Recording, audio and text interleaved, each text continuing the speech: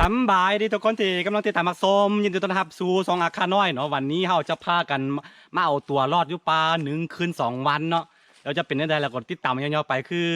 อุปสรรคในการถ่ายทำในครั้งนี้ก็คือถ่ายคนเดียวบ่มีตากล้องก็เลยลำบากเนาะอาจจะบ่ได้มุมสวยๆของธรรมชาติแต่ว่าเราก็สิพยายามให้เต็มที่สุดในกันมามื้อนี้เราสิบ่ได้เอาไม่ยังมาหลายก็คือ มีผ้าเล่มเดียวเนาะเอาผ้าเล่มนึงมาแน่เอามาตัวเดียวนี้บ่มีอาวุธบ่มีอย่างทั้งสิ้นเนาะแล้วก็มีค่ะนี่ไมโซฟี่โกโปรเพื่อในการสะดวกในการถ่ายทำเนาะโอเคมันจะเป็นได้แล้วก็ลองติดตามยาวๆไปเบิ่งทุกคน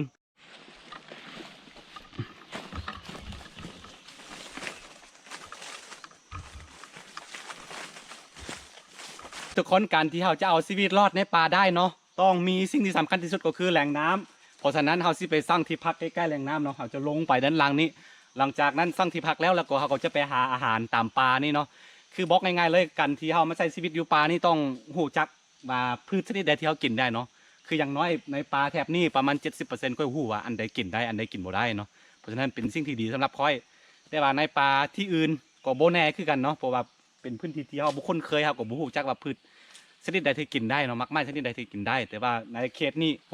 บ่มีสิ่งใดเป็นห่วงก็คือให้ค่อยมาใช้ชีวิตอยู่ประมาณ15 วันหรือว่าเป็นเดือนก็ได้เนาะบ่ต้องมีอย่างขอเพียงแต่ว่ามีที่พักเนาะแต่สิ่งที่ระมัดระวังที่สุดในการเข้าป่าหรือว่านอนอยู่ป่าก็คือแค่ยุงแค่ป่านั่นแหละแต่ในฤดูนี้บ่มีเนาะบ่เป็นฤดูฝนมันจะมีช่วงฤดูฝนเนาะโอเคเอาตอนนี้เอาสิบ่ฟอยแล้วเอาสิเข้าไปป่าไปสร้างที่พักไปหาแหล่งน้ำก่อนหลังจากนั้นก็สิหาอาหารมาทำกินเนาะโอเคติดตามยาวๆไปทุกคน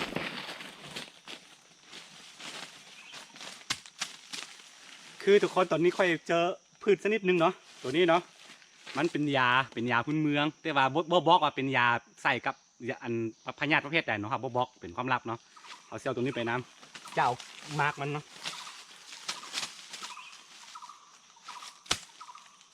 ใบมันจะเป็นแบบนี้เนาะตัวนี้เป็นยาดียาพื้นเมืองของอาคาที่เขาบ่สามารถบอกได้ว่ามันเป็นยาดีประเภทใดเนาะมันเป็นความลับเนาะคันไปขายในตลาดนั้นจะแพงตัวนี้โลนึงประมาณ3,000 กว่าบาทเนาะตัวนี้เนาะตัวดิบนี่เลยเพราะฉะนั้นหาตัวนี้ไปพร้อมเนาะเผื่อไว้เป็นยาไปมันโอเคไปทุกคน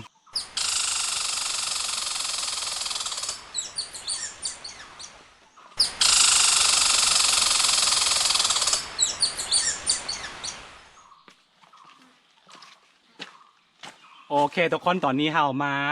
มาหาบอลที่มีแหล่งน้ำได้เลยเนาะเพราะฉะนั้นเราสิหาสั่งที่พักบอลเหมาะที่เราจะใส่ชีวิตอยู่ในคืนนี้เนาะเราจะอยู่พี่1 คืนแล้วก็2 วันโอเคสิไปหาสั่งที่พักบอลดีๆก่อนโอเคเนาะ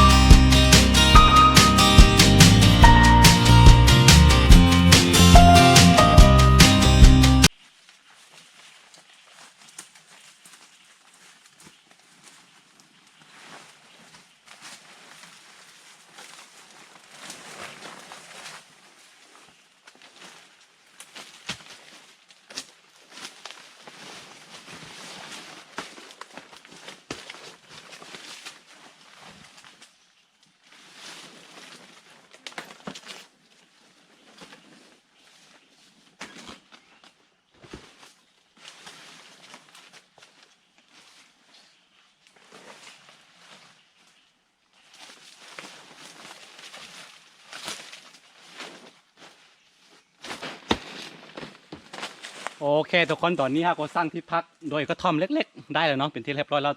ขั้นตอนต่อไปก็คือช่วงนี่เป็นช่วงมันจะหนาวนิดนึงเนาะเพราะฉะนั้นเราบอนที่นอนเนาะเราจะปูด้วยใบตองแห้งๆเนาะเราจะเป็นซอกใบตองแห้งๆมาปูห้องอีกเป็นสั้นหนึ่งเนาะเพื่อได้รับความอบอุ่นตอนกลางคืนโอเค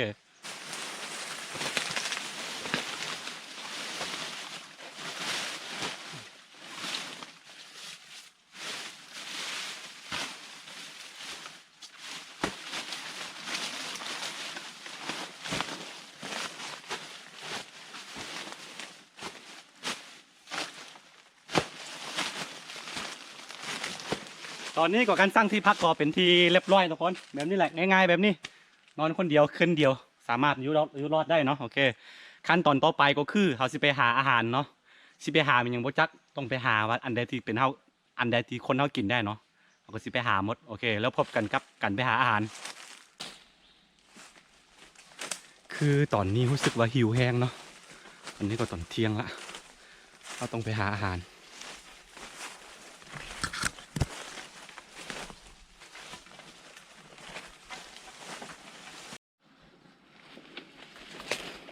คือทุกคนตอนนี้เราเจอ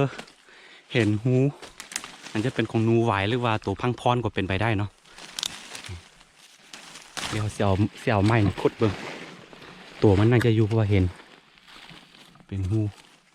ไม่โอเคทุกคนตอนนี้เราสิขุดเบิ่งเนาะมันอาจจะมีตัวพังพรหรือว่าตัวหนูมันยังตัวกระรอกมันยังได้โอเค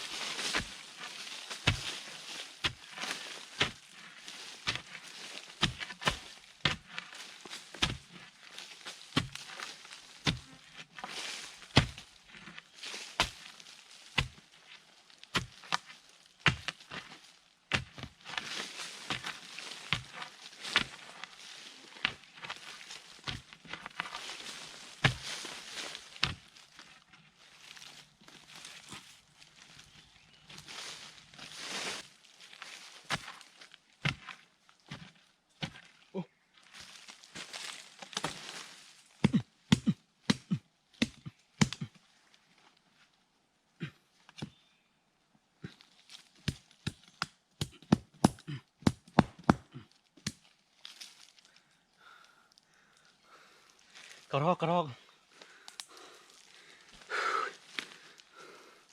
แต่กระรอกทุกคน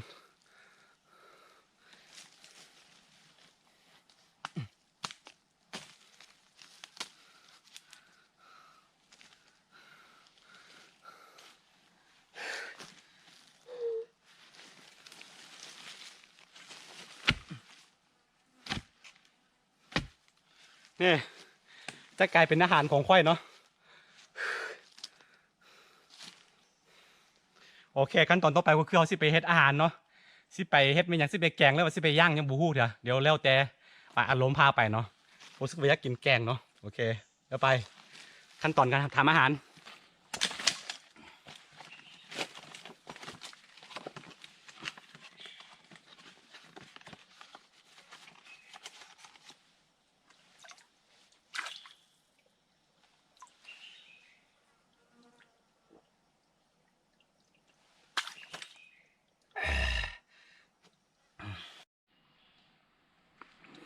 ตอนนี้เราจะหา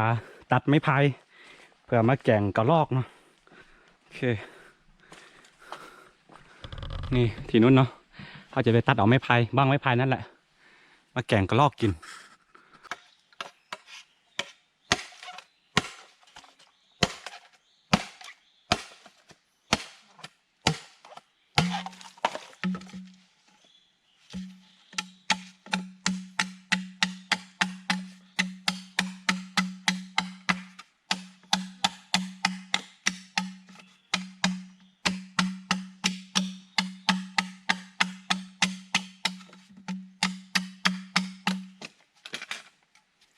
นี่เนาะเขาจะเอากระรอกใส่ตรงนี้แล้วก็ไป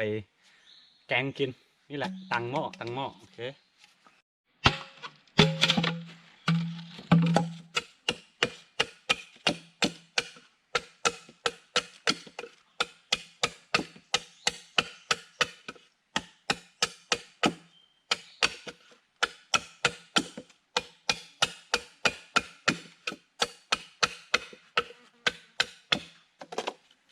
จอก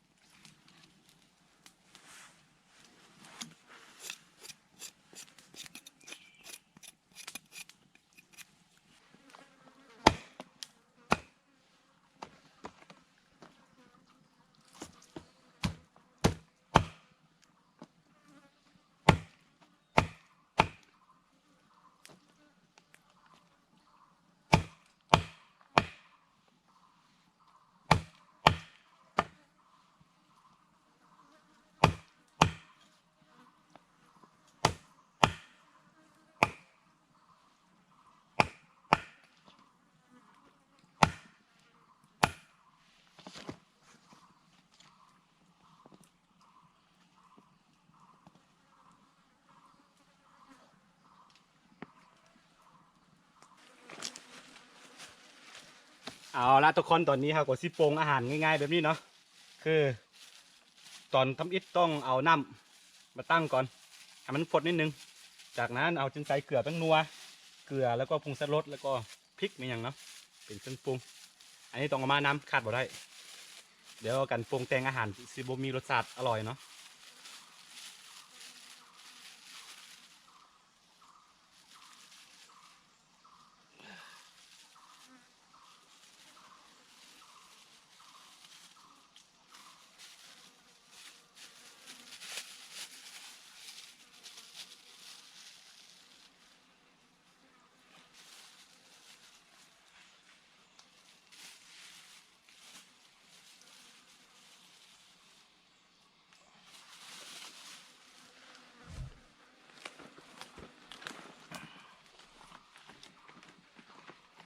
แล้วก็เราก็จะเอานี่เนาะเนื้อกระรอกนี่แหละใส่ไอ้ฮอด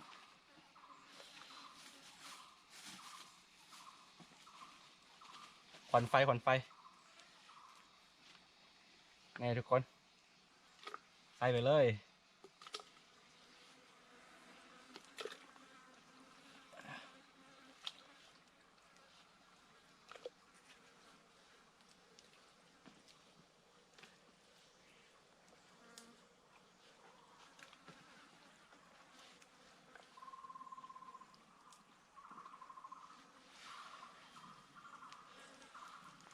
สำหรับตัวนี้เราจะย่างกินนะ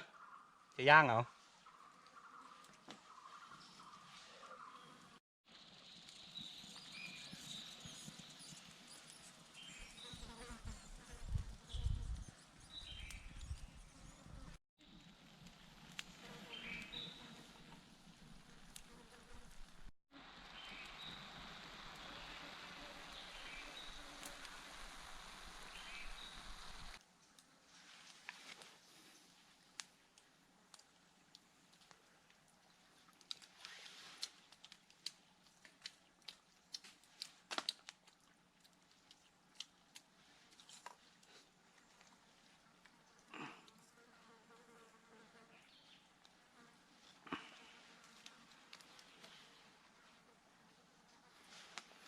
โอเคทุกคนหลังจากที่เราใส่เวลา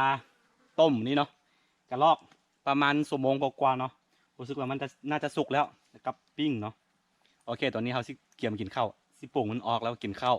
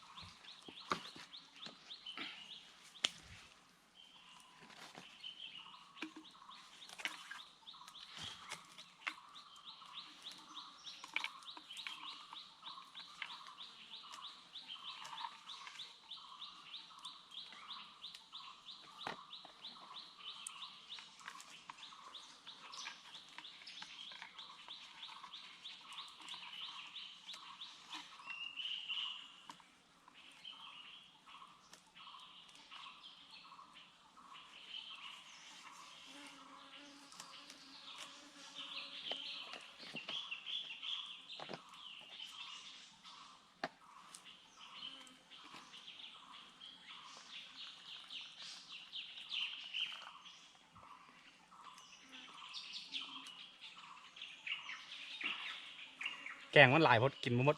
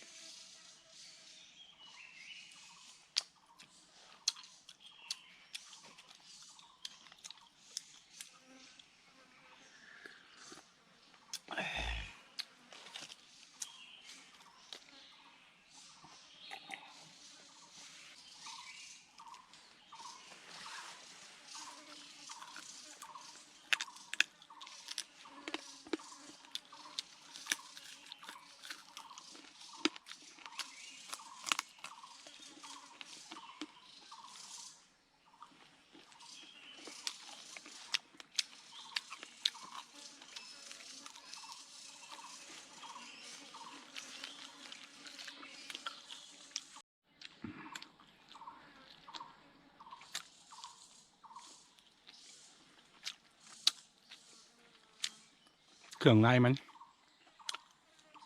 สุดยอด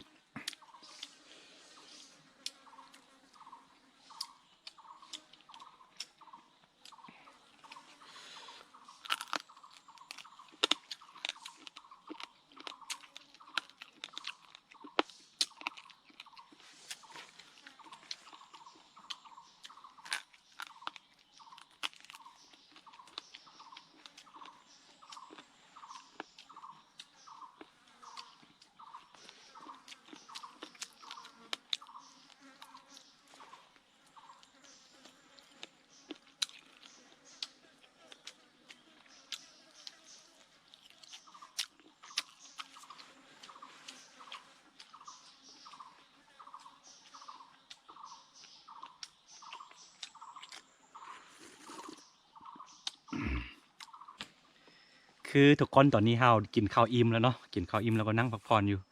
ตอนนี้รู้สึกว่าหิวนอนแต่ว่านอนบ่ทันได้เพราะว่าตอนนี้หาก็ประมาณ17 โมงแรงหรือว่าประมาณ5 โมงแรงเนาะนี่ต้องได้ท่าให้มันมืดนิดนึงแล้วก็สิไปหาอาหารเนาะบางที่มันจะมี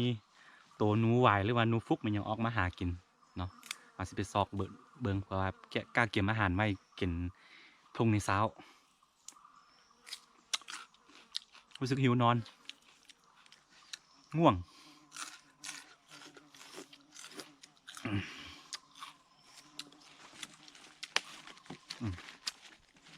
ตัวนี้กินได้เนาะ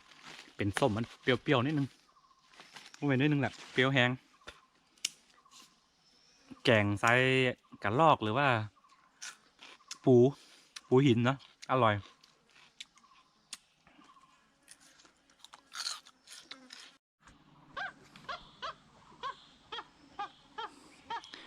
ทุกคนได้ยินเสียงลิงบ่ลิงเนาะ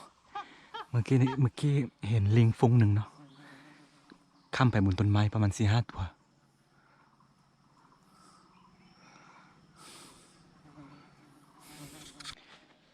คือตอนนี้บรรยากาศยามแรงเนาะโคตรสงบได้ยินแต่เสียงนกเสียงหนูบ่สั่งพลานาเลยความสุขที่แท้จริงเนาะคืออยู่ป่ากันที่เขาได้กลับมาอยู่ป่ามันเป็นบ้านหลังเดิมของมนุษย์มาแต่บูฮานเนาะแต่ว่าเขาก็หลงลืมมันไปก็รู้สึกว่ามีความสุขเนาะทุกครั้งที่ได้เข้ามาเดินมาอยู่ป่า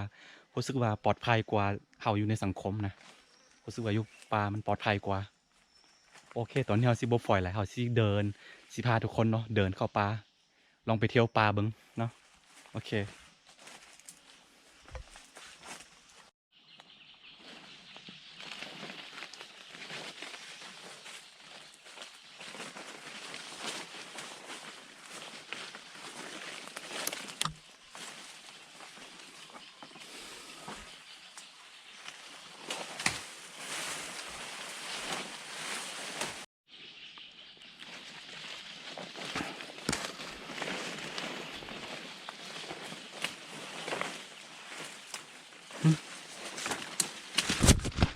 เห็นเขาตัวฟ้านเนาะนี่ตัวฟ้านหรือว่าตัวเก้งเนาะเดี๋ยวซิให้เบิ่งคือเขาเห็นนี่เนาะเขาของตัวฟ้านหรือว่าตัวเก้งเขาเอิ้นตัวเก้งเนาะฝั่งไทยเขาเรียกว่าตัวเก้งแต่ว่าฝั่งลาวเขาเรียกว่าตัวฟ้านเนาะคือปฏิเสธบ่ได้ว่าในสังคมนี้เนาะยังมีกันล่าอยู่แต่ว่าบ่จักว่ามันชาวบ้านล่าหรือว่ามันตายเองของบ่จักเนาะเห็นมันตกเล่นเป็นเขาเนาะตัวผู้อืม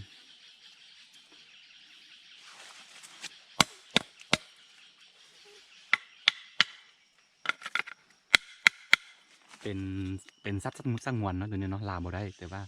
อาจจะแม่นมันตายหรือบ่จักหรือว่าถึกในพันธุ์ของลักเนาะลาเนาะแล้วก็บ่สามารถบอกได้เพราะว่าไม่เห็นมันตกอยู่ที่เนาะโอเคอาจสิบ่จับมันเพราะว่าเนาะถือเวลาไปปลาเห็นแบบนี้บ่จับเนาะคือทุกคนเห็นเครือไม้ทั้งหลังบ่คือตอนนี้ค่อยสิไปย้อนความทรงจำเนาะ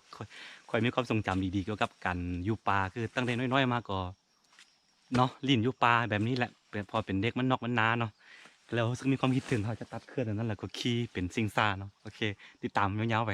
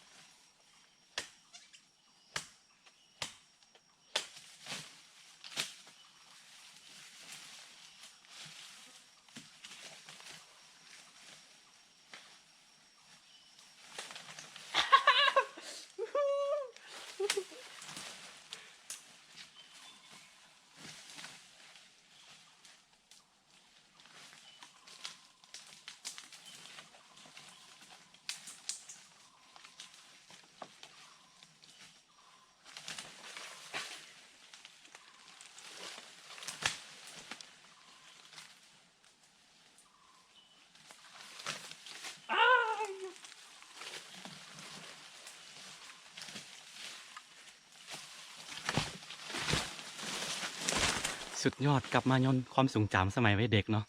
ประมาณ10 ขวบลงมาเนาะเป็นคนแบบนี้แหละอยู่บ้านนอกบ้านนาแล้วก็ลิ้นกับโตมากับปลาโอเค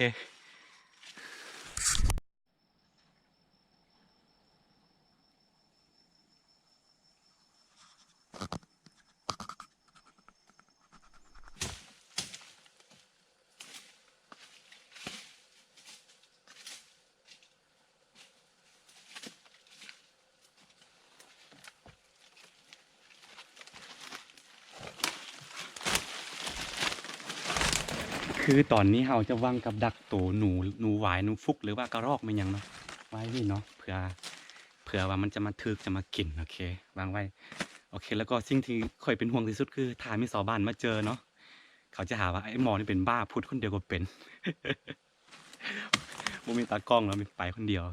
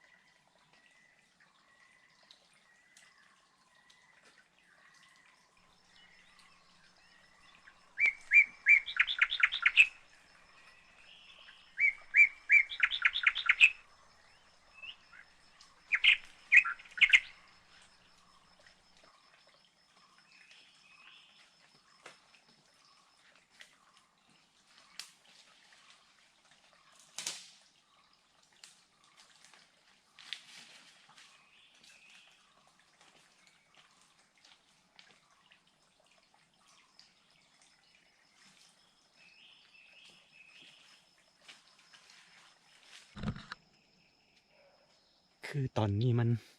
ค่ำแล้วเนาะมันมืดแล้วได้ยินเสียงตัวฟ้านห้องตัวฟ้านว่าตัวเก่งเนาะฟังอยู่ใกล้ๆนี่เองยินเสียงตัวเก่งห้องเนาะ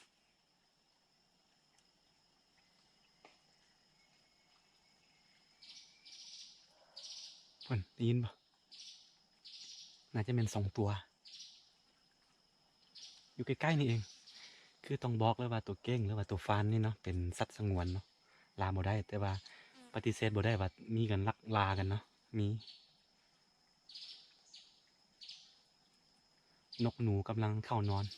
เพราะว่าตอนนี้ก็ประมาณ7 โมงแรงแล้ว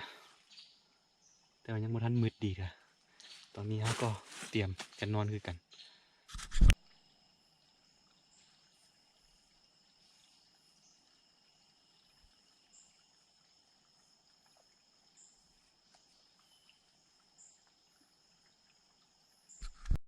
คือทุกคนเราบ่ได้เอาปืนมาเนาะเสียดายนี่ฮอกมุน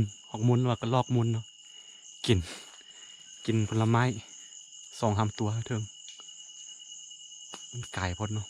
ไทยบ่ถึงเสียดายเราบ่ได้เอาปืนมาน้ำ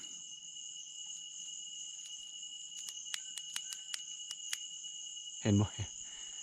มันปินไปปินมาแต่ว่ามันจะสูงพดเนาะกล้องจับไรพวกกล้องมันบ่สามารถซูมได้เอาก็กล้องโกโปรถ่ายอยู่นู่นนี่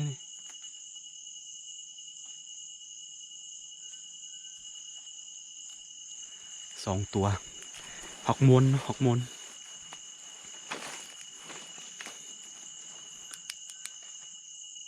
มืดละ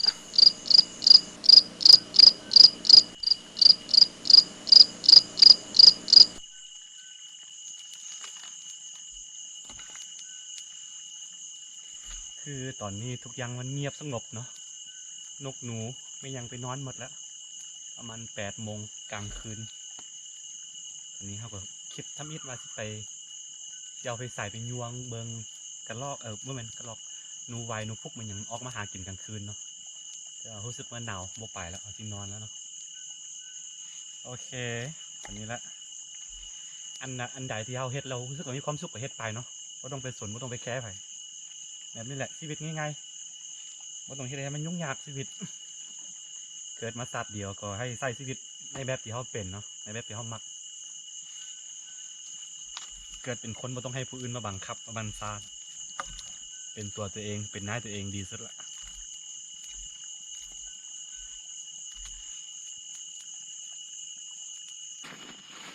โอเคทุกคนตอนนี้เขาก็สิเข้านอนแล้วเนาะ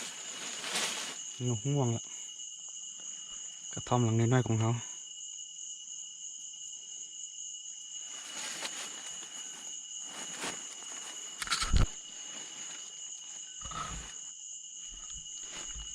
โอเคทุกคนตอนนี้เขาก็สิเข้านอนแล้วเนาะ